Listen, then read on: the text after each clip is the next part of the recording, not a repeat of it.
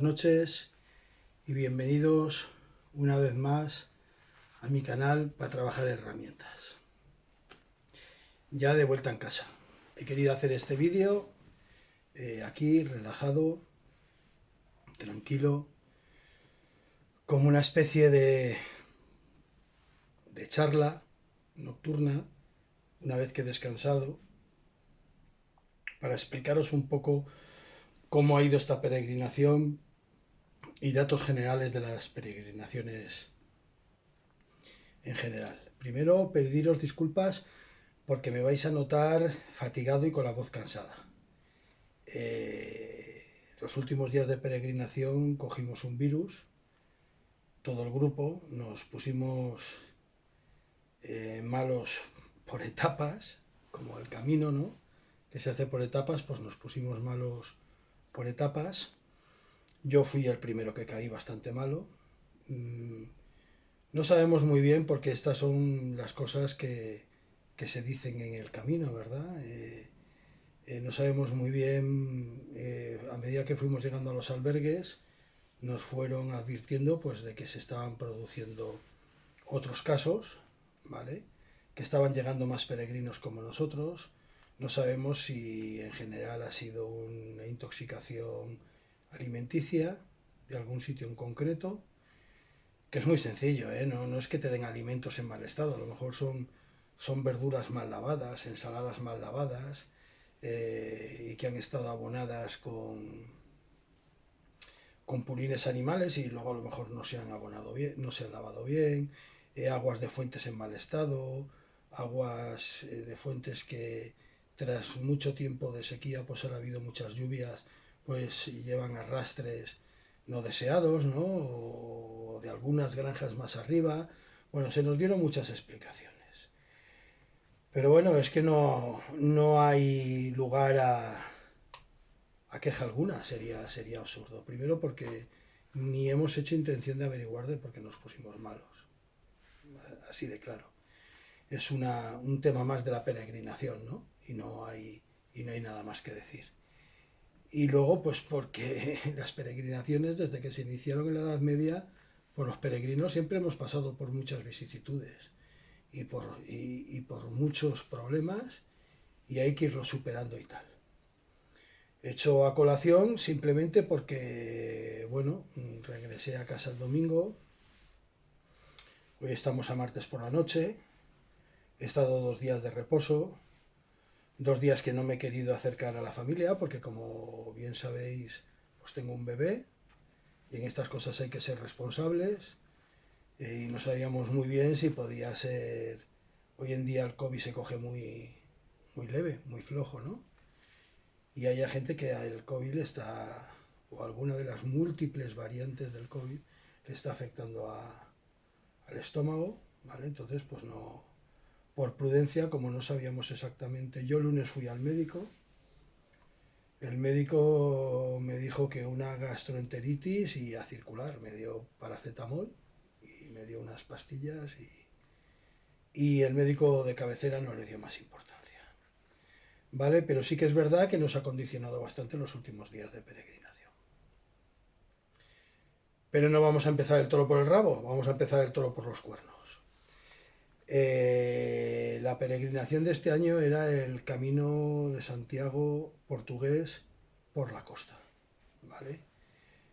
Caminos portugueses hay varias, valga la redundancia, varias variantes, el interior, el espiritual, el litoral, el de la costa.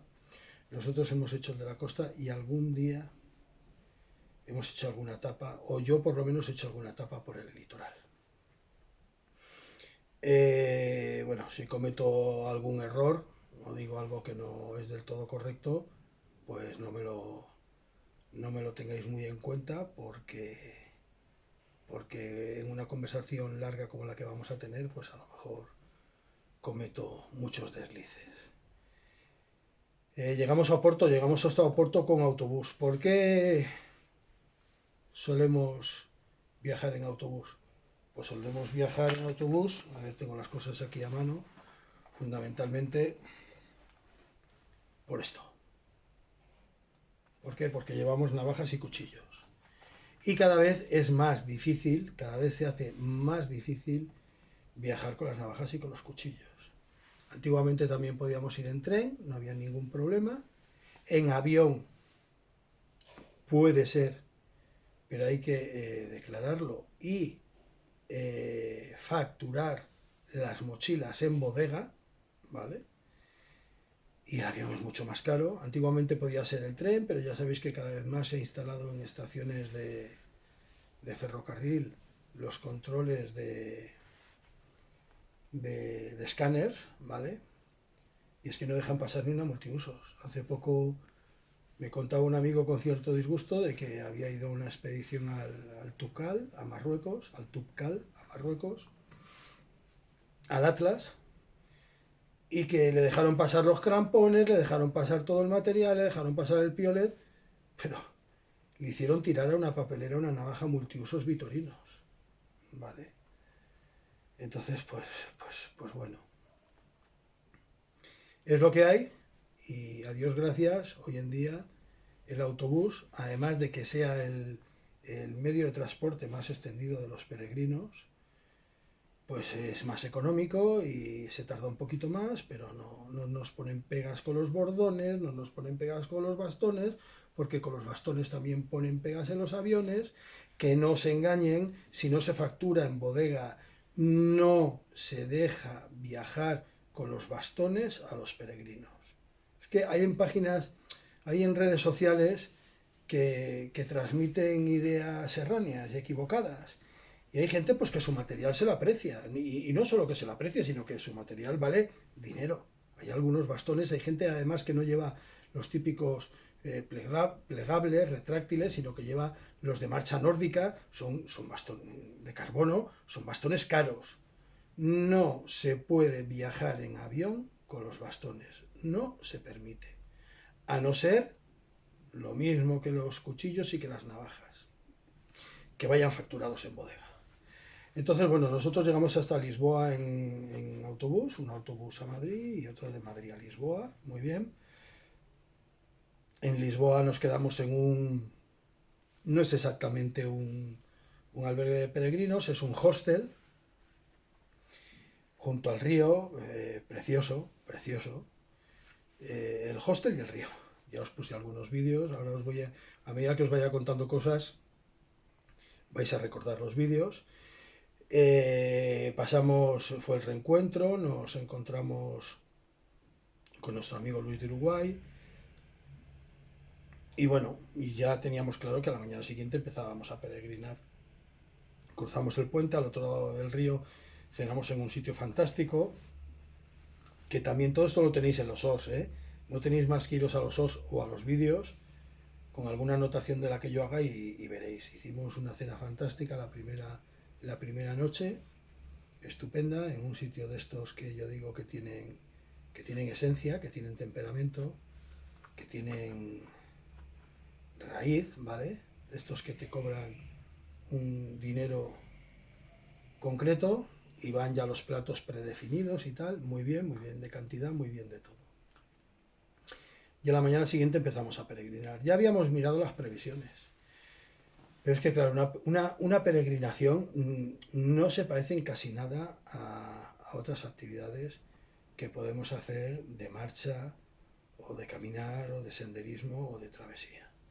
Una peregrinación no es ascender a una montaña, por lo cual se hacen ascensiones, pero por lo cual el peligro de quedarte incomunicado, de tener serios problemas por problemas medioambientales, como por ejemplo cuando haces el camino francés, sí que hay un momento, por ejemplo, en el camino francés. En el camino francés, los peregrinos los solemos empezar desde Saint-Jean-de-Pied-de-Port y antes de los Pirineos, en Francia, y hay dos rutas, la de Bancarlos o la napoleónica. Napoleónica, ¿por qué le llaman napoleónica? Pues le llaman napoleónica porque por ahí cruzaron las tropas de Napoleón hacia España. Pero mucho antes fue la ruta que también llevaron en la batalla de Roncesvalles, ¿vale? Entonces, napoleónica, porque es lo más cercano, ¿de acuerdo? Eh, hasta finales de abril, principios de mayo, la ruta napoleónica está cerrada. Entonces el peregrino tiene que tener en cuenta si se va por abajo por Bancarlos, ¿vale? Que Bancarlos está abierto prácticamente todo el año, si no todo el año, o si quiere cruzar los Pirineos, tiene que tener en cuenta que la ruta napoleónica hasta principios de mayo, finales de abril, principios de mayo, no se suele abrir. Otro punto donde puede ser peligrosa la climatología en el Camino de Santiago, pues yo considero que en el paso del Camino Lebaniego, que es el de Picos de Europa, a la ruta badiniense, que es León, Picos de Europa también y León, para volver a Mansilla de las Mulas al Camino francés, esa ruta la hice en el 2021, pues la famosa Cuesta de la Remoña, Valcaballo, Pan de Trave, pues ahí también hay que mirar seriamente las condiciones climatológicas porque ahí también puedes tener un disgusto. Pero salvo estos dos sitios y por supuesto la meseta castellana, si es en invierno la estepa castellana, la meseta castellana, en pleno verano, pues pero por el sentido contrario, ¿no? Por el de calor. Yo,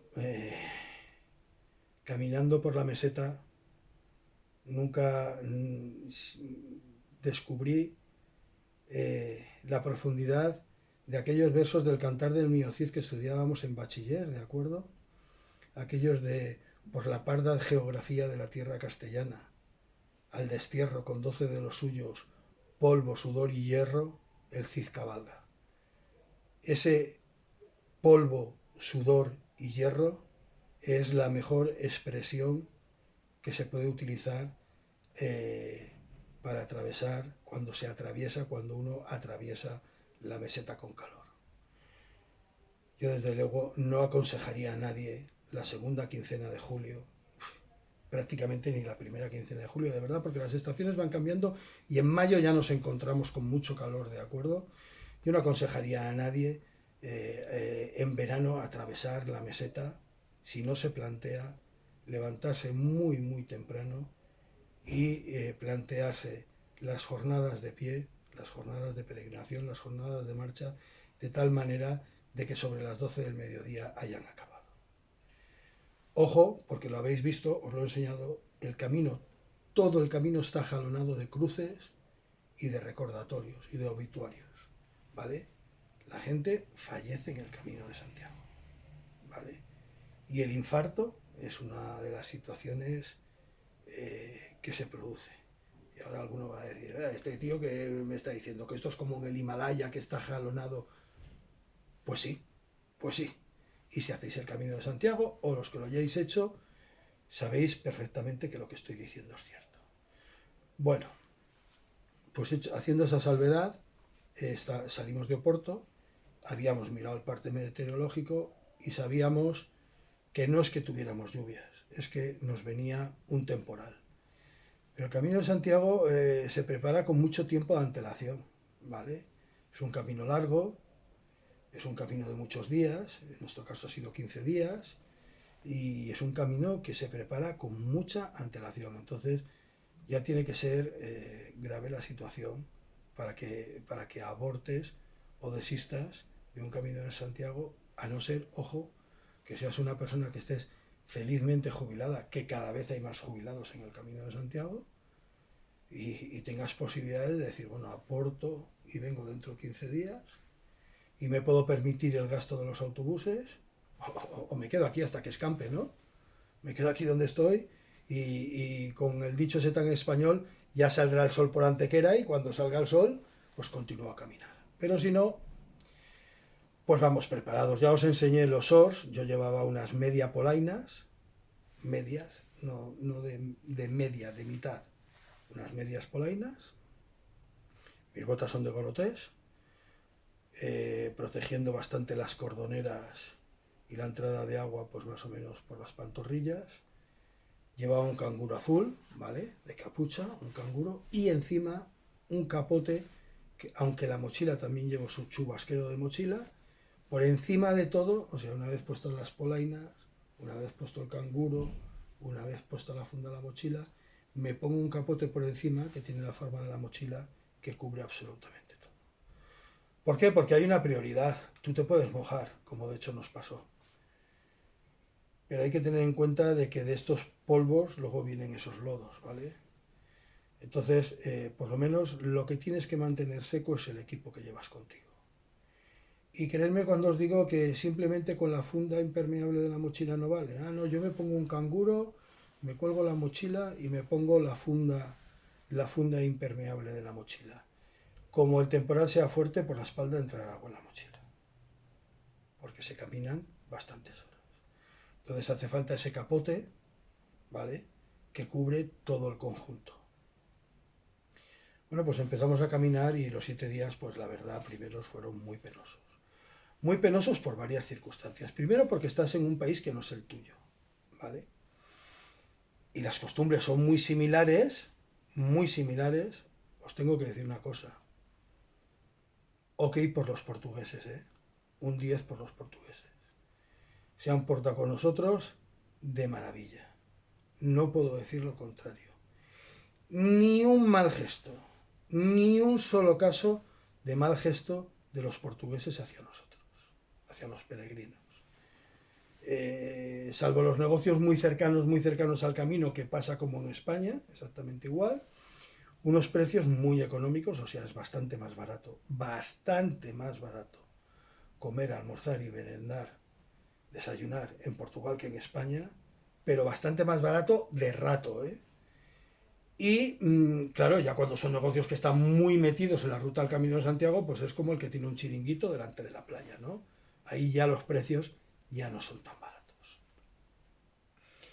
En fin, pues los primeros días que se nos hicieron penosos, pues por eso un poquito, aunque nos entendemos bastante bien, es bastante fácil entenderse con el castellano y el portugués.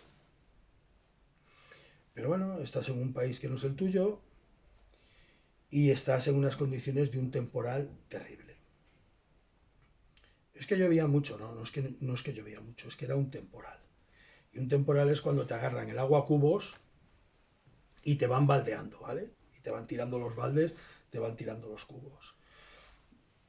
La salida de Oporto muy tediosa, porque es muy largo salir de Oporto y hay muchos paseos, de estos paseos turísticos, paseos de playa, ¿vale? Y ya luego, pues empiezas durante esos días con, sobre todo los 3 primeros días, con pasarelas de madera. Bonito a rabiar, bonito a rabiar. Ir caminando por las pasarelas de madera paralelos al mar, habréis visto en las imágenes, y bonito es muy bonito. Pero claro, azotándote el mar el aire del Atlántico, azotándote fuerte, en pleno temporal, cayéndote agua de todas partes, cayéndote agua de todas partes. Y las pasarelas, que en muchos casos no estaban bien conservadas y había que tener mucho cuidado con ellas, porque había muchas maderas cedidas y rotas, y otras que con nuestro peso hay que tener en cuenta de que es el peso del peregrino, más la mochila que carga a la espalda del peregrino. ¿Vale? Ya sabéis la norma que nunca tiene que ser más de un 10% del peso del peregrino, aunque luego casi nadie lo cumplimos. ¿Vale? Yo en mi caso personal, llevaba 9 kilos y pico de mochila. Había días que se convertían en 10 y había días que se convertían en 9 kilos de mochila. Por allí va más o menos. Porque llevas lo indispensable, lo imprescindible. En el tema de la mochila y lo que llevas al Camino de Santiago, el menos es más, ¿vale? Hay que minimizar todo mucho. Sin minimizar hasta un extremo temerario, pero hay que minimizar los por si acaso, no hay que llevarlos. Entre otras cosas porque no se camina por el desierto del Gobi, vas pasando por pueblos y hay farmacias, hay tiendas y hay de todo, ¿vale? Que te pueda ir surgiendo. Y os estaba diciendo que caminar por las pasarelas era penoso porque las barría al viento, las llenaba de arena, arena que se mojaba con la lluvia. En algunas zonas patinaban muchísimo las maderas ya estaban tan impregnadas de agua que patinabas en las maderas.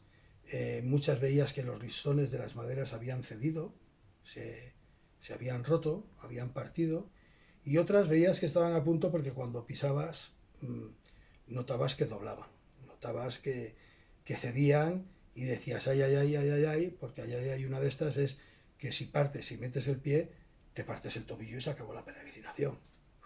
Como, y si no es algo peor, como es, como es lógico. Luego había muchas zonas que las dunas se van desplazando, porque las dunas sabéis que es un elemento vivo, se van desplazando y se habían comido literalmente las pasarelas de madera y había que bordearlas e ir andando por la arena, que eso es penosísimo. Me acordaba mucho de las escenas de aquella película bélica francesa que me gusta mucho, sobre la Legión extranjera francesa, Marchar o Morir, cuando iban por las marchas del desierto. Me reía porque qué penoso es andar con todo el equipo, con las botas, con las mochilas y tal, por la arena. Os estaba comentando que qué penoso es andar por la arena con todo el material, con las botas, qué penoso y cómo cuesta. Bueno, el principal problema es que luego llegabas a los albergues con todo mojado. Con todo mojado, ¿a qué nos referimos? Donde ya no te cubre el capote hasta abajo. Bueno, llevabas polainas y llevabas botas con gorotés, mirar. Yo creo que muchos sabéis a lo que me estoy refiriendo. Cuando llueve de verdad, ni gorotex, ni gorotax, ni polainas, ni Cristo que lo fundó.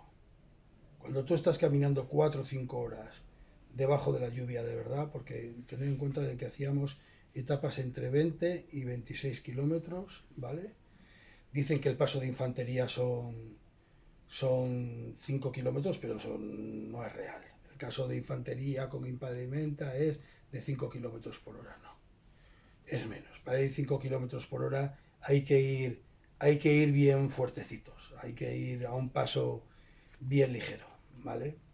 Entonces, tener en cuenta que con etapas de 20, 25 kilómetros diarios, pues estabas cerca de 5 o 6 horas caminando, ¿vale?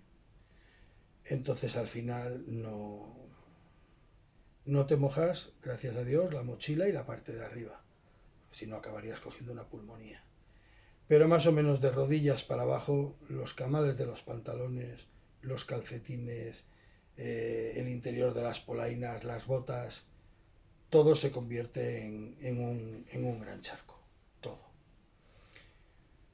Bueno, pues llegábamos a los albergues y hacíamos lo posible pues por secar las equipaciones y por secar todo, ¿vale? Colgábamos los chubasqueros, les dábamos la vuelta para que no olieran, los pantalones inmediatamente. Hay muchos albergues que hay lavadora y secadora de monedas, pues intentábamos lavarlos y secarlos. Cuanto menos si estaba colapsada la cola de peregrinos para lavar ropa en las lavadoras, por lo menos sí meter los pantalones en las secadoras, porque si no al día siguiente no se secaban, ¿vale? Había tal cantidad de humedad que si tú llegabas al albergue sobre las 5 de la tarde con los pantalones chorreando, tú no dejaras los pantalones colgados de la mochila, de la litera o de algún sitio para que se secaran, porque al día siguiente los tendrías húmedos. No, no.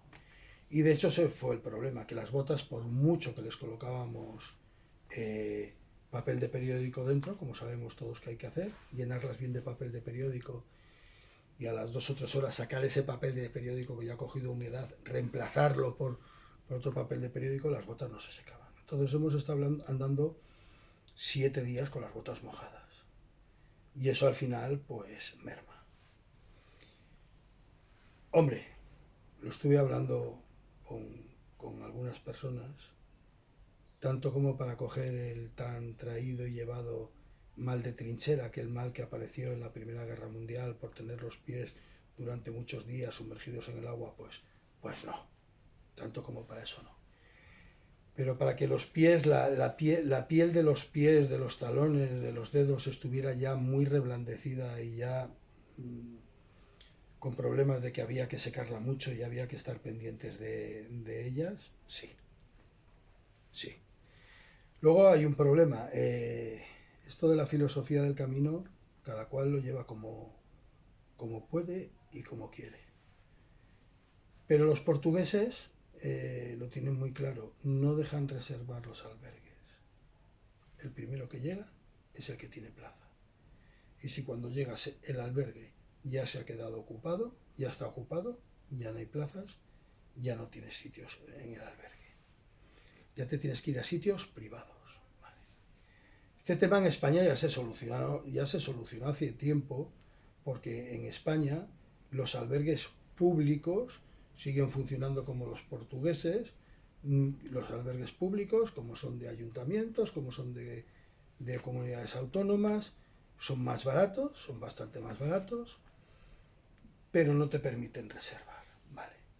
Pero los peregrinos que ya tenemos cientos de kilómetros a las espaldas, la mayoría de nosotros ya vamos con los albergues reservados. ¿Por qué?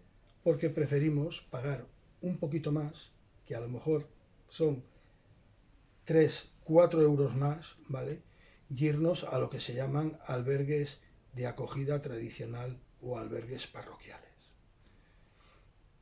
No son lo mismo una cosa que otra. Un albergue parroquial puede ser de acogida tradicional, pero un albergue de acogida tradicional no tiene por qué ser un albergue parroquial. ¿A qué tipo de albergue se refiere? Pues son albergues que los lleva gente, ¿vale? Y te cobra por los servicios del albergue, pero que intentan, la función de la persona que atiende el albergue es el hospitalero, ¿vale? Se le llama así, porque proviene de los hospitaleros que en su día daban hospitalidad a los peregrinos. Y los albergues de acogida tradicional, pues lo que intentan es que cuando tú llegas a su albergue, pues vivas lo que es un albergue del Camino de Santiago, ¿vale? Que estés bien, que estés cómodo, que estés tranquilo, intentan facilitarte todo, ayudarte en todo lo que pueden, preguntarte si a la etapa siguiente ya tienes reservado albergue, que si quieres que ellos te llamen porque conocen y te lo reservan, que si quieres poner lavadoras, que va a haber cena comunitaria por X dinero, que a lo mejor hacen ellos la cena para que todos los peregrinos cenen juntos por X dinero y tal. Los albergues de donativo, olvidaros que ya desaparecieron hace mucho tiempo. Solo hemos encontrado un único albergue de donativo en todo el camino portugués, y es porque era de una parroquia, porque era de una iglesia, ¿vale? Una cosa, albergue de donativo, de voluntad, no quiere decir que sea gratis, ¿eh? Albergue de donativo es que te dejan a ti elegir el dinero que tú crees que vale los servicios que te han dado. Pero hay que poner dinerito, que es que de todo hay en el camino del Señor y hay corto, no digo nada más, ¿vale? Entonces, esa circunstancia en Portugal no la teníamos, porque ya el siguiente paso eran hostels o hostales, ¿no? Entonces, pues eso nos condicionó un poco a lo que no queremos hacer, y es esa carrera frenética que se organizan los albergues a primeras horas de la madrugada, ¿vale? Porque la gente quiere salir, perdonadme la expresión, como dirían aquí en la zona de Requena de Valencia, a pijo sacado, o como dirían en La Mancha, arrasando cepas, ¿vale? La gente quiere salir con una ansia viva, ¿vale? Para llegar a la siguiente etapa y tener su plaza en el albergue. Y por mucho que cuenten milongas y por mucho que le quieran dar la vuelta de es que es justo, de que el primero que llegue, es que no es justo, que lo único que consiguen es eso. Lo único que consiguen es ver quién, por la mala experiencia del día anterior, se levanta antes, ¿vale? Y, hemos vivido días de hasta gente que a las 4:30 de la mañana, señores, a las 4:30 de la mañana se estaban levantando de los albergues, ¿vale? Cada vez la gente es más respetuosa porque va aprendiendo, se agarra su mochila a la habitación, se la saca al hall o al comedor y se la prepara en el comedor. Pero ya te despiertan porque abren la puerta de la habitación, salen, y todo esto es provocado porque en el camino francés en verano puede ser por el calor, ¿vale? Por no querer andar con las horas del sol. Pero fuera de estas fechas y del camino francés, todo esto es provocado por el tema de los albergues, de conseguir plaza en los albergues que son económicos, claro. conseguir plazas. ¿Esto qué te condiciona? A ir todo el día corriendo. A ir todo el día corriendo porque vas con la espada de Damocles encima de la cabeza de a ver si tengo albergue, para esta noche, ¿no? Entonces ves un grupo a lo lejos, hay que adelantar a ese grupo porque iban 10 o 12 y puede significar que esos sean los que me quiten la litera. Me apetece pararme en un bar a almorzar, a comer, no me voy a parar porque vienen muchos peregrinos por detrás. A eso hay que darle un giro. Ya sabrán los portugueses lo que hacen, pero eso no puede ser así porque peregrinar es otra cosa. Peregrinar es disfrutar del camino, es no salir por la noche con un frontal que no ves nada. Yo ¿para qué quiero ir a hacer el camino de la costa portugués? Si, vamos, es que me niego, es que no lo he hecho ningún día, ¿eh? Ya os contaré que casi el último día en Camiñas casi tenemos disgusto por eso. Salir del albergue con una luz aquí, con un frontal en la cabeza y las 2 o 3 primeras horas del día caminar absolutamente a oscuras para no ver absolutamente nada del paisaje por donde vas, ni poder hablar con nadie, ni poder entrar en ninguna iglesia, ni poder entrar en una cafetería. O sea, es que llega al borde del paroxismo, ¿vale? O sea, no tiene razón de ser, ni tiene lógica. Y se está provocando por culpa de estas políticas de los albergues. Ni más ni menos. Porque si yo, cuando quisiera quedarme en un albergue, llamo por teléfono y me dicen, lo siento, ya está todo el albergue reservado, ya no hay plazas, pues yo sé que tengo que acortar la etapa, quedarme un pueblo antes, que la tengo que alargar, o que me tengo que ir a un hotel, o amigo, esta noche duermes en un banco, pero ya sé a lo que voy, no me haces ahí ir todo el día corriendo sin poder disfrutar realmente de lo que estoy haciendo por miedo a ver si tengo mi litera donde dormir o no. Por eso digo, el último día ya estoy diciendo que Portugal muy bonito, los paisajes preciosos, ya os los hemos ido enseñando. Lo malo fue la climatología, terrible, y cuando os digo terrible, creerme, terrible. Estoy muy acostumbrado a caminar con lluvia, pero no peregrinaciones, en montaña, en Picos de Europa, en Cazorla, Serranía de Cuenca. Estoy muy acostumbrado a caminar con precipitaciones, pero es que una cosa es eso y otra cosa es un temporal azotándote el viento del Atlántico, ¿vale? Entonces llegó el último día, que llegamos a Camiñas. Yo en plan de broma decía Caminjas, porque no lo pronunciaba en portugués, lo castellanizaba, ¿vale? Y hasta el extremo, pues que cuando llegamos, pues no quedaba ningún albergue. ¿Por qué? Pues porque nos habíamos negado a entrar en esa dinámica, ¿de acuerdo? Pero ningún albergue. Los hostels también estaban llenos. En la misma plaza me dirijo a un hotel que había de cierta categoría. 90 euros la habitación. Digo, madre mía. A 40 y tantos cada uno, pero bueno, el hotel estaba lleno. Yo, ese último día antes de cruzar a Portugal, de Portugal a España, dije esta noche picamos bielas. Llegamos a ir a una pensión muy antigua, donde nos atendió una señora, y la señora decía que las habitaciones eran camas de matrimonio, pero nos miraba y decía, pero solo un hombre por habitación, ¿eh? Solo voy a permitir dormir un hombre por cama de matrimonio. Bueno, a última hora sonó la flauta, hicimos llamadas por teléfono, conseguimos las últimas plazas de un hostel pagando una habitación privada del número de los que éramos, ¿de acuerdo? En un hostel y salvamos la noche. Bueno, a la mañana siguiente había que cruzar el Miño, ¿vale? Y nos habían dicho que los albergues, pues preguntáramos más o menos las barcas que habían para cruzar para otro lado. Luego del otro lado nos enteraríamos de que había una barca oficial de la Xunta de Galicia, pero nosotros en ese punto lo desconocíamos. Y el del hostel muy amable nos dijo, sí hombre, sí, enseguida os indico un sitio donde os van a coger con la barca. Y estábamos comentando pues que a la mañana siguiente de levantarnos en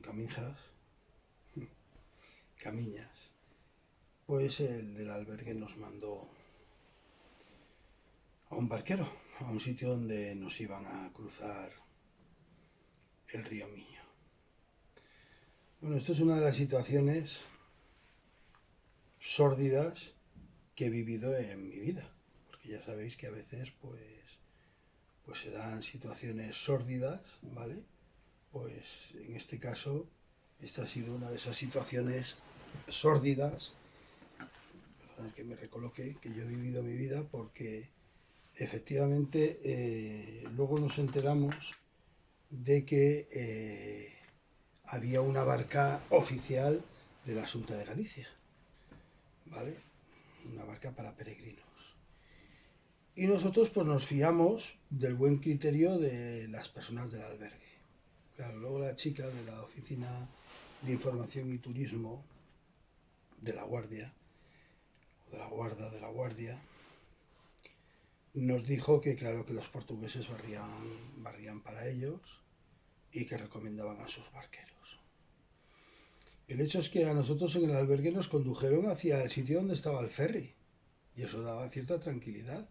Eran unas instalaciones con una cafetería, con una terraza, y ahí había un ferry gigantesco que viéndolo desde detrás parecía que estaba ahí pues amarrado, y ahí había un señor recibiéndonos. Hola, hola, hola, tal. Un tipo así muy animado, ¿no? Enseguida vamos a cruzar, tal y que cual. ¿Lleváis los papeles de descuento del albergue? Eso, porque en el albergue nos habían dado un ticket que con ello nos descontarían 1 euro. Se ve que cruzar el río Miño eran 6 euros y yendo con el ticket del albergue pues se quedaban 5 euros. Vale, pues allí nos dirigimos y el chico nos dice, no, la cafetería está cerrada pero a estas horas, pero vamos a esperar que ahora vendrá la barca que está al otro lado, os recogerá, os pasará. Vale, yo allí esperando, aparte de darme cuenta de la locuacidad verbal que tenía allí el amigo que nos estaba recibiendo, llegaron 2 o 3 mujeres más, extranjeras, me voy fijando y yo digo, esta cafetería lleva mucho tiempo cerrada. Esta cafetería no lleva cerrada, no es que no la hayan abierto, estas instalaciones llevan un tiempo cerradas. Y me empiezo a fijar un poco más en el ferry que estaba ahí. Digo, concho, el bicharraco este está un poco de lado, ¿no? Digo, esto parece que esté un poco viejo, un poco oxidado. Y digo, ¿no? Parece que da la sensación de que esté aquí un poco como encallado, ¿no? Digo, bueno. De repente, por detrás del ferry aparece un individuo equipado con botas, con chaleco, con traje de lluvia. Y este tenía más locuacidad verbal aún que su compañero, el que nos estaba allí recibiendo.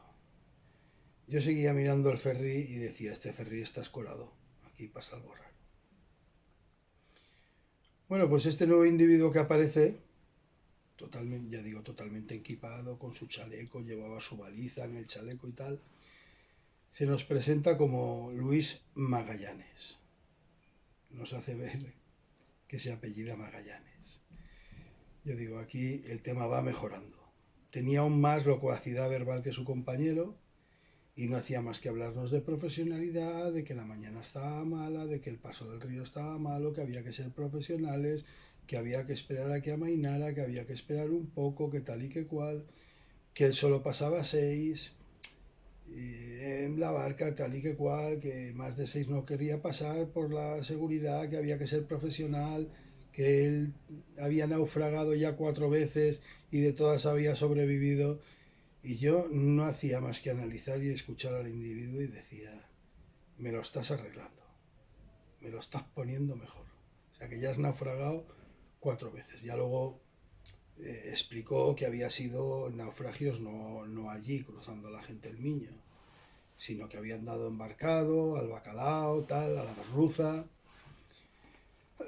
Bueno, Pues en un momento determinado yo le pregunto, digo, pero es que con este ferry no vamos a cruzar. No, no, no, no, el ferry lleva muchos años parado.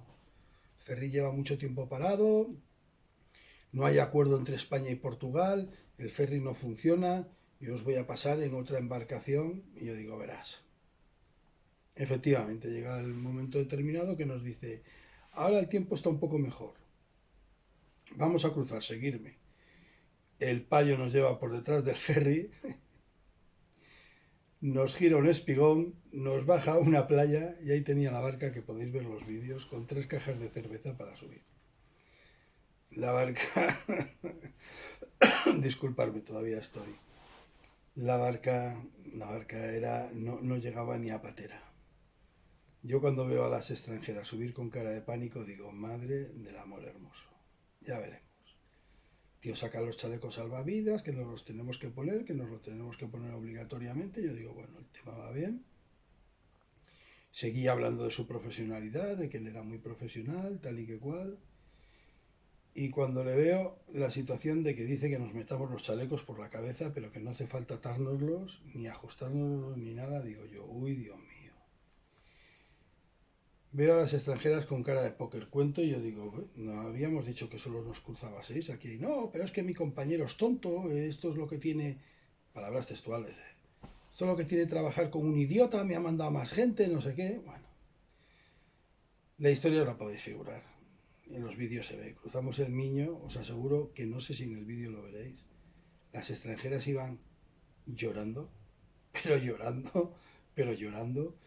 Y el tío no hacía más que contar, a medida de que iba conduciendo la lancha, porque era como un motor fuera borda, nos decía que el motor no tenía suficiente potencia, porque si tuviera más potencia él levantaría más la barca. Bueno, una serie de rollos que yo ya llegó un momento determinado que me di cuenta de que el tío era un vendedor de humo, ¿vale? O sea, ya desde el principio lo intuía, pero ya en la barca cuando nos empieza a contar que si los motores, que si no sé qué, que tranquilidad, que seguridad, no hacía más que hablar de la seguridad. Hacía más que hablar de la seguridad, de la seguridad y de la seguridad. Pero ya habían metido en la barca más gente de lo que él decía en un principio. El mar nos estaba jarreando, pero a base de bien, pero a base de bien. Y bueno, cuando llegamos al otro lado, pues nos despedimos de él y eso. Y eso es lo que queda la historia de cruzar el río Miño con un tal Magallanes en un día de temporal. Bueno, ya estábamos en España, fuimos a la Guardia y ya a partir de ese momento se acabaron las carreras, se acabaron las prisas, se acabaron los atropellos, porque yo ya llevaba todos, absolutamente todos los albergues ya cerrados y concretados. Entonces ahora ya sí que se podía producir ese tipo de peregrinación que al menos a mí me gusta, que es levantarte más o menos cuando quieres, desayunar tranquilamente, salir y disfrutar, ¿vale? Coincidió también la entrada en España con que se acabó el temporal y se acabó la lluvia, ¿vale? Las botas tardarían aún un par de días en secársenos totalmente. Ya digo que ya llevaba todos los albergues cerrados, salvo el de Vigo, que era un albergue municipal, pero el de Vigo creo recordar que tenía 97, 98, 96 camas. Qué difícil es llenar un albergue de casi 100 personas. Entonces yo llamé un par de días antes y me dijeron que no se iba a llenar el albergue, que no iba a haber ningún problema. O sea que en Vigo no íbamos con el albergue reservado, pero como si lo fuéramos. Y así fue transcurriendo la peregrinación, como habéis visto en los vídeos, ya más tranquila, con buen tiempo, disfrutando de los paisajes, más tranquilamente, más como debe de ser una peregrinación, ¿no? No una carrera por conseguir un sitio donde dormir, sino un caminar, un deambular, ¿vale? Sobre los pasos que antaño hicieran otras personas, intentándonos impregnar un poco de la cultura, de la sociedad, de las costumbres, de la gastronomía, un poquito de todo por donde pasábamos y sin prisas y sin agobios. El problema viene que ya nos habíamos mojado muchos y el constipado, pues, quien más o quien menos lo llevaba.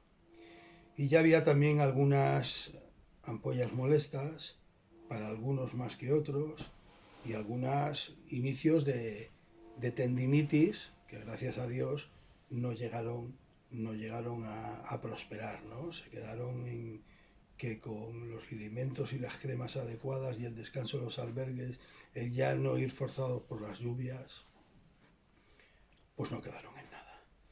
Tuvimos algún disgusto con algún apósito de la conocida marca, que no pienso nombrar, ya cuando hice el vídeo lo podéis buscar, tiempo atrás, de cómo curar las ampollas. Ya dije que yo no soy muy partidario de esos apósitos. Esos apósitos solo se tienen que colocar en las ampollas muy al principio, ¿vale? Muy al principio me refiero de la evolución de salir la ampolla. Es una barbaridad colocar esos apósitos cuando ya la ampolla se ha roto, cuando ya hay herida, cuando es llaga. Es una barbaridad porque hace ahí un chicle, una pasta inmunda. Y bueno, tuvimos un problema con uno de los compañeros de peregrinación, pues por eso, que él estuvo a punto de dejar alguna etapa, pero que al final no fue así, porque se lo curó, se repuso, se lo limpió, se lo desinfectó bien, y a la mañana siguiente pudo conseguir volver a la marcha. El problema nos vino pues en Pontevedra. A partir de Pontevedra, uno tras otro de los componentes de la peregrinación fuimos cayendo. El primero fui yo, y de una manera bastante agresiva. Fuimos cayendo en manos de un virus que no sabemos bien lo que he comentado al principio. Si, yo qué sé, si alguna variante de COVID, si un virus intestinal, que parece ser que es lo más probable, un virus estomacal, un virus intestinal, una intoxicación, pero no en el sentido de que, ya lo he dicho, de que nos dieran un alimento en mal estado, ¿no? Sino de aguas en mal estado, en fin, pero estuvimos con cólicos y con diarreas fastidiados porque caminar en esas condiciones es fastidiado, ¿de acuerdo? Pero bueno, gracias a que entre todos nos apoyamos y nos respaldamos, ¿de acuerdo? Yo, que fui el primero que caí y al que de todos, porque todos hemos pasado en mayor o menor medida por este ataque de virus o de gripe, a lo mejor fue una gripe, no lo sé. A mí fue al que me atacó más virulentamente y tuve totalmente, como es lógico, el gran y buen respaldo de mis compañeros de peregrinación, y así pudimos continuar, perdón, hasta la última etapa, que llegamos a Santiago de Compostela. La última etapa, la verdad es que íbamos bastante fundidos de bielas, ¿vale? Había sido una peregrinación muy, muy dura, nos reíamos un poco en el sentido de que decíamos, a ver qué es lo siguiente que aparece, ¿no? El apocalipsis zombie, no sabemos lo próximo que nos va a ocurrir, ¿no? Porque a un compañero se le rompió el calzado, en fin. Como ya os puse, a otro compañero le extraviaron calcetines, a mí me extraviaron toalla, ¿vale? Ahí que casi digo la palabra maldita, que de tanto decirla de cachondeo se escapa de verdad. A mí me extraviaron, entre comillas, una toalla, ¿no? Y en fin, la peregrinación ha sido bastante bonita, pero bastante más dura de lo habitual y con bastantes más impedimentos o arena a los ejes o palos en los rodamientos, ¿no? La última etapa es prácticamente toda cuesta arriba, son entre 24 y 26 kilómetros la última etapa hasta llegar a Santiago de Compostela.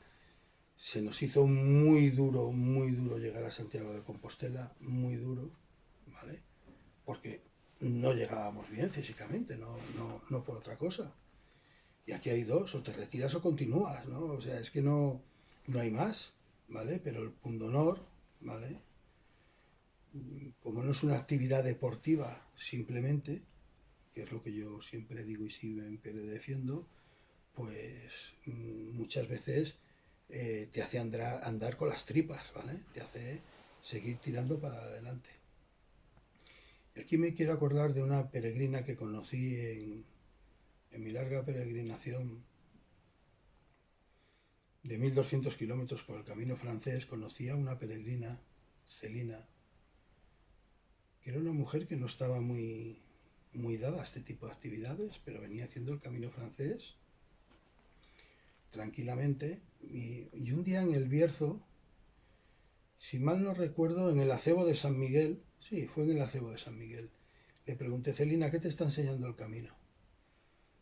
Estas conversaciones que tenemos entre peregrinos, ¿no? Y me dice: mira, José Luis, que yo en casa, en cuanto me duele algo, esta mujer es funcionaria, ¿vale? En cuanto me duele algo, en cuanto me encuentro mal, pues voy a la oficina, pero aviso que antes me voy al médico, me miro, que me atiendan, que me miren y tal. A la mínima cosa que nos pasa, ¿no? Acudo al médico, voy a que me miren a ver exactamente qué sucede y tal. Y aquí he aprendido en el camino, pues, que aunque te duelan los pies, aunque te duelan los aductores, aunque te duela la cadera, aunque tengas ampollas, aunque tengas llagas, cada mañana te levantas y indefectiblemente vuelves a caminar otra vez, porque tienes que continuar con la peregrinación. O sea que lo que he aprendido es que con dolor se puede caminar y que con lesiones se puede seguir caminando, y que poco a poco se va solucionando y vas aceptando determinados niveles de dolor. Y es verdad, a lo mejor en una travesía normal y corriente, pues por los Pirineos, por picos de Europa, pues nos hacemos alguna lesión, tenemos algún tal y decimos: se acabó, me voy a casa y hasta el año que viene o hasta dentro de unos días, ¿no? Pero la peregrinación tiene algo que te hace ese ultrella esusella, que es desde la Edad Media el saludo de los peregrinos. Ultrella, decía un peregrino, que quiere decir: no te pares, continúa, a prisa, sigue hacia adelante. Y ultrella quería decir y más allá, contestaba el otro peregrino, ¿no? Ultrella es su sella, y más allá, hasta Santiago, incluso hasta arriba, ¿no? Hasta lo espiritual. Continúa hasta el más allá, ¿no? Pues es un poco lo que pasa, que te fuerzas y sigues caminando. Bueno, al llegar a Santiago todo es júbilo, ¿eh? De ahí viene la palabra ganar el jubileo. Al llegar a Santiago todo es júbilo, y al entrar en una ciudad tan bonita como Santiago, pues el peregrino se engrandece, se le olvidan los dolores, y más aún cuando se va acercando a la catedral, hasta ese momento culmen, que es llegar a la catedral de Santiago, ponerte en el kilómetro cero, sentarte delante de la fachada principal de la catedral viendo la escultura de Santiago Apóstol y decir: bueno, pues ya ha llegado, en mi caso, pues otro año más estoy aquí, ¿no? Luego esto es como todo, ¿no? Hay quien quiere ir, quien no quiere ir. Luego, pues normalmente la tradición y el rito, yo sí que voy, porque yo peregrino por convencimiento. Está la misa del peregrino, bajar a visitar la tumba del apóstol y por un recorrido que hay, subir por detrás del altar a darle un abrazo al santo. Hay que ir a la oficina de peregrinos a por esto, que os lo voy a enseñar. Aquí hay un error muy común, creo que ya os lo he explicado en un vídeo, pero os lo vuelvo a explicar otra vez. Mirad, este documento que te dan cuando ya has llegado a Santiago de Compostela, este documento, ¿vale? Espero que lo veáis bien, ¿vale? Este documento que está en latín, ya tu nombre, que te ponen tu nombre en latín, es la Compostela. La Compostela, que no la compostelana. La compostelana es una señora que vive en Santiago de Compostela o nacida en Santiago de Compostela. El documento que te acredita como que tú has peregrinado a Santiago de Compostela es la Compostela. tienen un fantástico equipo en la oficina del peregrino para tramitar todas estas acreditaciones. Desde aquí un beso tremendo a Fátima, ¿vale?, que es una auxiliar que está haciendo las peregrinaciones y que ya me he encontrado muchos años con ella. Espero que sus jefes, los jefes de su empresa de servicios, sepan valorar el factor humano que tienen con toda la gente que tienen allí trabajando, pero sobre todo destaco especialmente la labor de esta chica, de Fátima. ¿Y cómo te dan la Compostela? Pues mira, tú empiezas el camino con tu credencial del peregrino que va a tu nombre, y tú por donde vas pasando todo el camino tienes que ir cuñando, ¿de acuerdo? Y en la parte de atrás también. Entonces el requisito para conseguir la Compostela, al final de todo, en la oficina del peregrino, te ponen un sello de final de camino, que lo veréis ahí, ¿vale?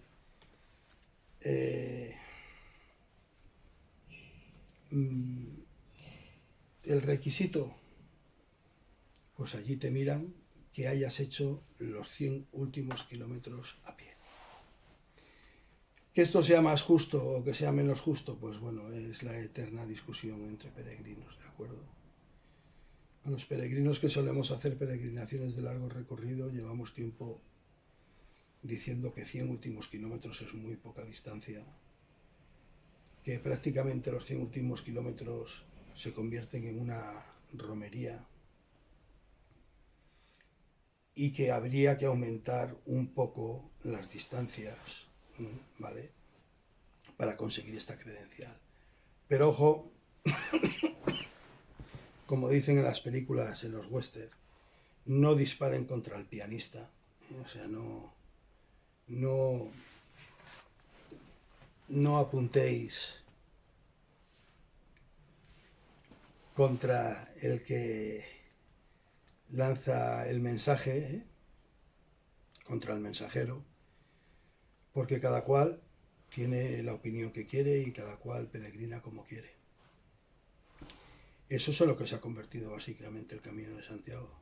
Mirad, lo que es indudablemente es que en la Edad Media, y ya luego cada cual que saque la conclusión que quiera, en la Edad Media, una vez caído Jerusalén, Tierra Santa, y estando Italia enfrascada en guerras civiles y en una situación muy complicada, la única peregrinación que queda en pie y es factible es peregrinar a Santiago de Compostela, ¿de acuerdo?, a las reliquias del apóstol Santiago. Y al margen de las discusiones que puedan surgir históricas sobre si Santiago está, si no está, al margen de todo lo que pueda suceder, esta peregrinación surge. Y el Camino de Santiago se convierte en la autovía de Europa, se convierte en un auténtico eje cultural, de idioma, de arte, de conocimientos, de costumbres. Hay Europa, y esto es histórico, esto no es una cosa que yo me esté inventando y que se pueda poner en duda. Europa, la vieja Europa, crece peregrinando a Santiago de Compostela, ¿vale? Se convierte el camino en una auténtica autovía por la que entran todos los conceptos arquitectónicos, los maestros constructores, los escritores, el Beato de Liébana, absolutamente todo. Entonces, ¿por qué hago esta referencia? Pues porque hoy en día el Camino de Santiago cada cual se reclama mucho en las redes sociales que hay tantos caminos como peregrinos, que cada cual haga el camino como quiera. Perfecto, perfecto. Hay quien lo hace en bicicleta, hay quien lo hace corriendo, hay quien lo hace en caballo, amigo que vas en burro, como se quiera, ¿vale? Las motivaciones, pues también las que se quiera. Pero históricamente el Camino de Santiago es el Camino de Santiago, ¿de acuerdo? Entonces, un poco el decir, no, quien haga los 100 últimos kilómetros, que depende del camino, está en un punto, está en otro, es al que se le da ya la Compostela, como que ha peregrinado a Santiago de Compostela. Pues bueno, yo no sé si recordáis cuando éramos niños las películas aquellas, los westerns de la conquista del oeste, en aquellas famosas carreras que hacían, que decían que disparaban al aire, ¿vale? Y salía todo el mundo corriendo con la carreta, con los caballos y tal, porque el primero que llegara y plantara una estaca o plantara una bandera era el que había, ese terreno se lo podía quedar, ¿no? Pues se produce una situación un poco así. A partir de los 100 últimos kilómetros hasta Santiago de Compostela, pues es una marea de gente a Santiago, que unos peregrinan con unos conceptos, otros peregrinan con otros, pero por el volumen se estrecha mucho la convivencia entre la gente, y unos tienen unas maneras de ver las cosas y otros tienen otras maneras de ver las cosas, y básicamente es así. La concha es el símbolo de los peregrinos. Tiene una historia muy bonita, ¿eh? Si coges la concha así y sigues los surcos de la concha, la historia que cuentan es que todos los caminos te llevan a Santiago de Compostela, ¿eh? La cosa es que como el peregrino, después de llegar a Santiago, peregrinaba hasta Fisterra, hasta Finisterre o hasta Musía, pues cogían una concha en la playa y volvían a casa con ella, y era como el símbolo, era como el pasaporte, el crédito, porque por aquel entonces no se extendían las compostelas, de que se había peregrinado y había sido peregrino. Y además, cuando volvía de Santiago a casa, al verle la gente con la concha le ayudaba más, porque no nos tenemos que olvidar que antiguamente el camino era de ida y de vuelta. Yo aparte peregrino con este rosario, con unos cuantos amuletos, sí, es un poco de fetichismo, un poco de fetichismo. Unos cuantos amuletos que tienen para mí bastante significado, todos ellos, que los tengo unidos a este rosario, de cuando peregriné a Tierra Santa, ¿vale? Porque a mí ya solo me queda peregrinar a Roma. Yo ya he hecho 5 caminos de Santiago, he hecho camino lebaniego, he peregrinado a Jerusalén, ya solo me queda la peregrinación a Roma. Y bueno, y no quería terminar este vídeo de esta peregrinación sin hablar de lo que va un poco este canal. Y ahora me incorporo un poco. Vamos a ver. He peregrinado con 2 filos y los he ido enseñando a lo largo del camino. Uno es este. Lo habréis visto en los vídeos. La navaja multiusos Gerber. Señores, lo diré en gallego, ya que estamos hablando de una peregrinación. Nunca más. ¿Vale? No sé si lo pronuncio bien. Nunca más. No hay por qué decir que todo el material que tenemos es bueno, ¿vale? Y esta navaja no es buena, y menos, esta Gerber no es buena, y menos para el precio que tiene, ¿vale? La navaja es la Gerber que se vende prácticamente en todas las grandes superficies de bricolaje, en tiendas del sector, por internet. Bueno, yo la compré porque me parecía robusta.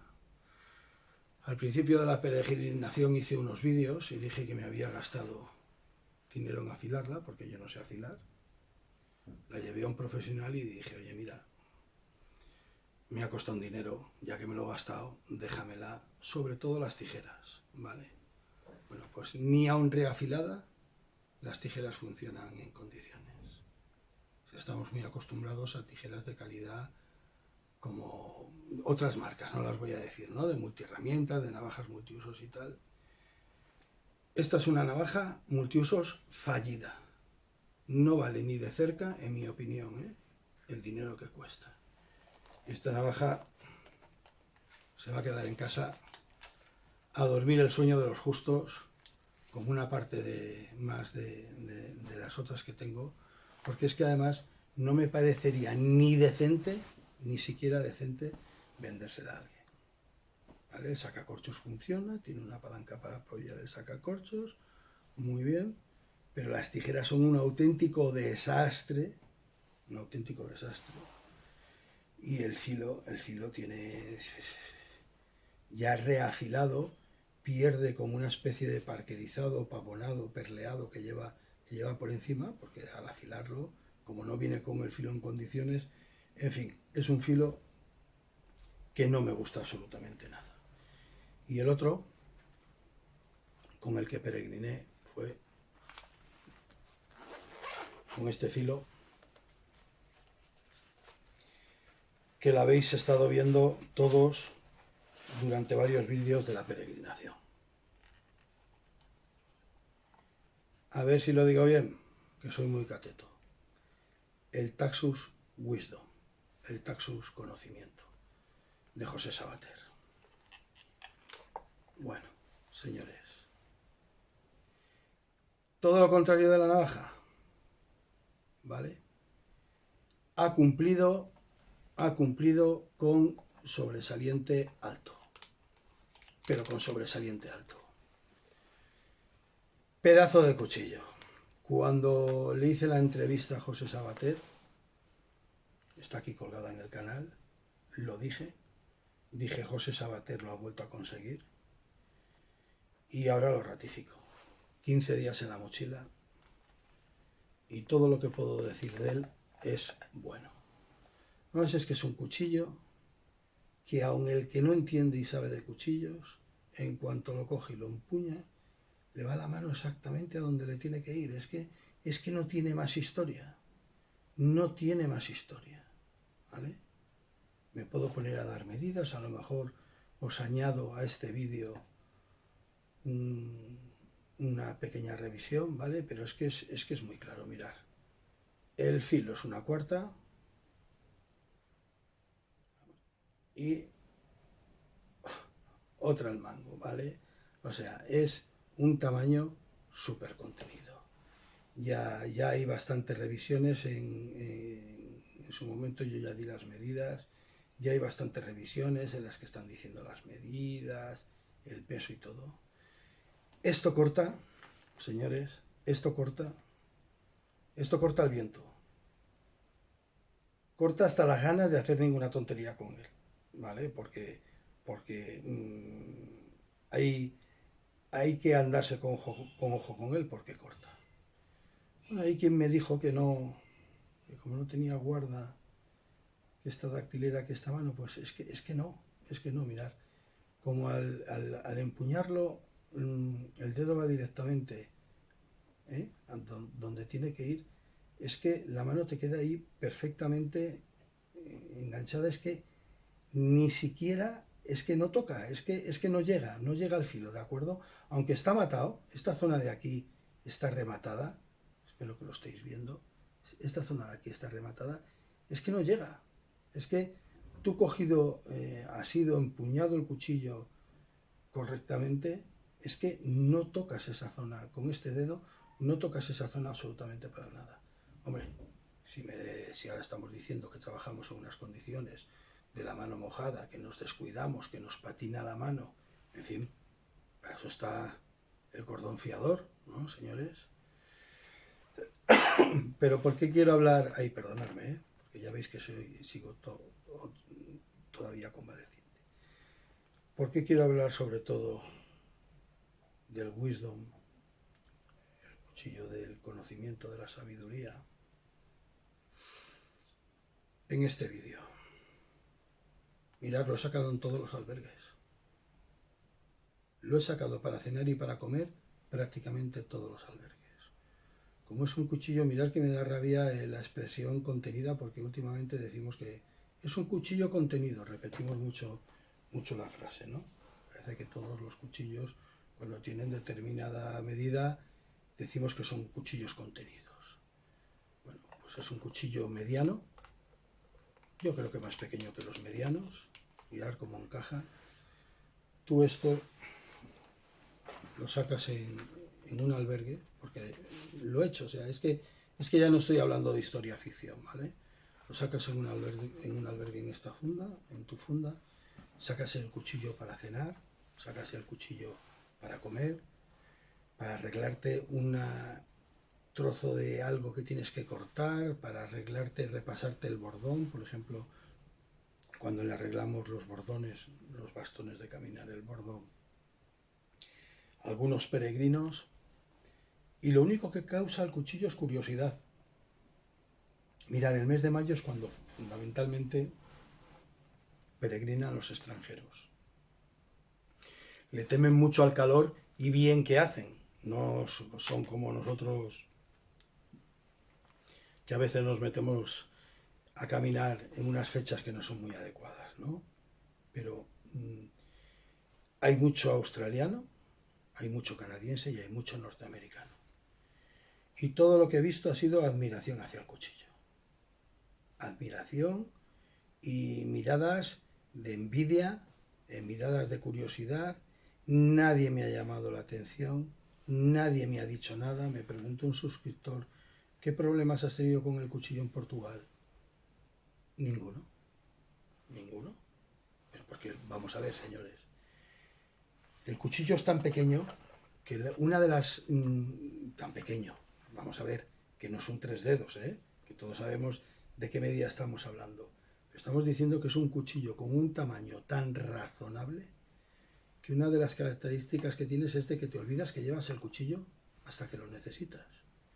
Es un cuchillo que va metido en el macuto, o bien arriba en la seta, o bien en el bolsillo debajo de la seta, o en un bolsillo lateral, quien lo lleve. Yo en concreto lo llevaba dentro del tubo de la mochila en esta funda que os he enseñado. Y tú no vas por las plazas públicas ni por ningún lado enseñando, señores, aquí este peregrino lleva un cuchillo, ¿vale? El cuchillo va en la mochila. Y tú sacas el cuchillo, pues en esa fuente que lo necesitas, en esa zona de ese área recreativa que lo necesitas, en ese albergue, y haces un uso razonable de él y lo vuelves a guardar. No me ha dicho nadie absolutamente nada por el cuchillo. Y ya digo que una de las ventajas que tiene es que por su tamaño, ¿vale? Aparte de todas sus excelentes características que tiene, por su tamaño es que es un cuchillo de que te olvidas que llevas el cuchillo. Solo cuando tienes que hacer algo dices, el cuchillo, te llevo el cuchillo, voy a coger el cuchillo y voy a... Y nosotros minimizamos mucho los pesos, los tamaños, porque yo llevaba una mochila Osprey Talon de 33 litros. Aún me sobraba un poco de espacio en la mochila y el cuchillo iba dentro de ella con toda la tranquilidad del mundo. Bueno, pues sé que estos vídeos han sido un poco atípicos para un canal de Bushcraft, ¿vale? Yo los veo que sí que entran más en un canal de aire libre, que es lo que a mí me gusta denominar el canal, porque bueno, no deja de ser una travesía de largo recorrido y que cada cual espiritualmente la lleve como quiera, faltaría más. Y con esto, y sin más, contar una historia, porque en mi canal sabéis que siempre se cuentan historias. Y vuelvo a retomar la concha que os había enseñado. Esta es una historia de cariño, de aprecio, de respeto y de vergüenza. Hay un pueblo de Navarra llamado Azqueta, y en Azqueta vivía uno de los, espero no emocionarme, uno de los angelitos, uno de los ángeles que ha habido distribuidos a lo largo del Camino de Santiago de siempre, ayudando a los peregrinos. En Azqueta, y sus vecinos lo saben muy bien, vivía Pablito el de las varas. Y no es que el hombre se llamara Pablo y la gente le llamara Pablito, no, es que el hombre se llamaba Pablito de verdad. El hombre estaba dado de alta en el registro como civil como Pablito y quería que se le llamara Pablito. Pablito el de las varas, un día cuando el Camino de Santiago estaba en mantillas, ¿vale? El Camino de Santiago actual, un día agarró su bicicleta, salió de su casa y se fue hasta Santiago de Compostela. Y al hombre le marcó tanto el camino, le impresionó tanto el camino, como nos ha impresionado a mucha gente, que cuando volvió a su casa decidió que iba a dar toda la ayuda que pudiera a todo el peregrino que pasara por delante de su casa. Se hizo un cuño, se hizo un sello, que yo tengo la gran suerte de tener mi credencial del peregrino con ese sello de él, y se dedicaba a subir al monte a cortar varas de avellano rectas en su tiempo libre, ocupaba su tiempo libre para subir al monte, cortar varas de avellano y tenerlas en su casa guardadas. Cultivaba calabazas, la típica calabaza que llevamos como signo el peregrino, que sabéis que es como el signo del peregrino porque antiguamente eran cantimploras, y gente que le apreciaba mucho de Galicia le mandaba las vieiras, las conchas de peregrino. Yo tuve la suerte de conocer a Pablito en Azqueta en el camino. Yo tuve la suerte de que él me regalara esta concha de peregrino, de que él le colocara este cordón y de que él me le impusiera, porque veréis que hay muchos peregrinos que los llevan en la mochila, pero a Pablito le gustaba imponer las conchas a los peregrinos que eran capaces de no ir corriendo, de no ir deprisa, y eran capaces de pararse un rato con él en Azqueta a hablar, a que él les cuñara su cartilla, les regalara su concha, les regalara su vara de avellano y les enseñara a andar con ella. Pablito, por desgracia, falleció hace relativamente poco. Vale. Me uno a las palabras que hará un año dijo el escritor y periodista del Camino de Santiago, Francisco Contreras Gil.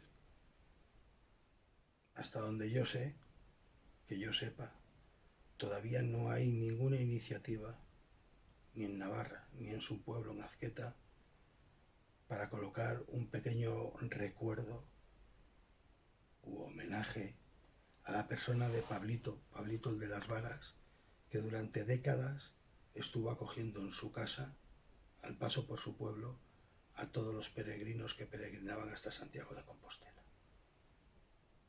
Y a veces el ser humano somos un poco desagradecidos, porque lo que es la famosa España abandonada o vaciada, ¿vale?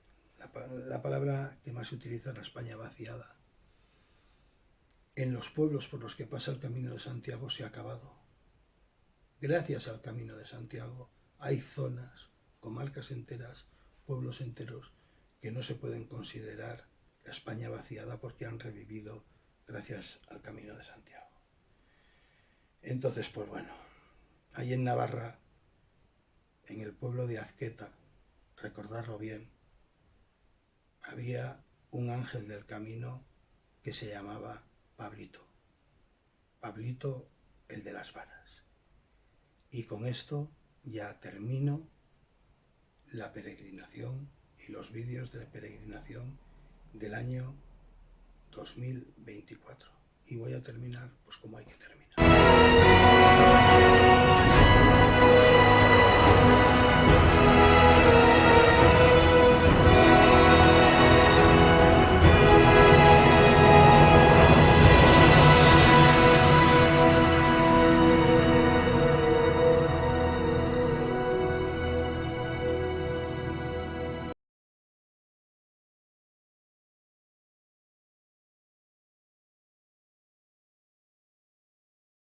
Bueno,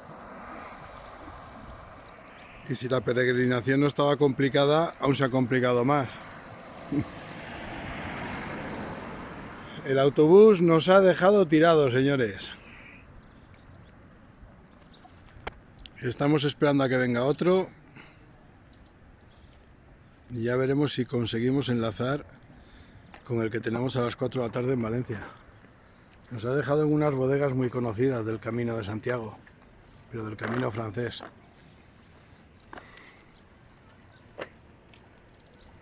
Y nada, Aquí estamos todos, tiraditos, en mitad de la carretera.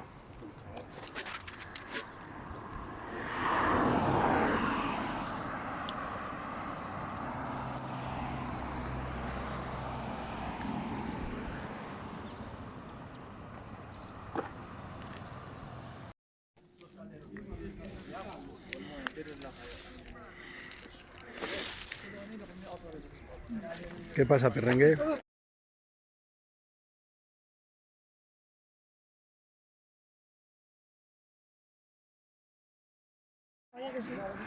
Nos falta el apocalipsis zombie, ¿no? En esta peregrinación, ¿no? No tardará. Si no querías arroz. Toma, toma,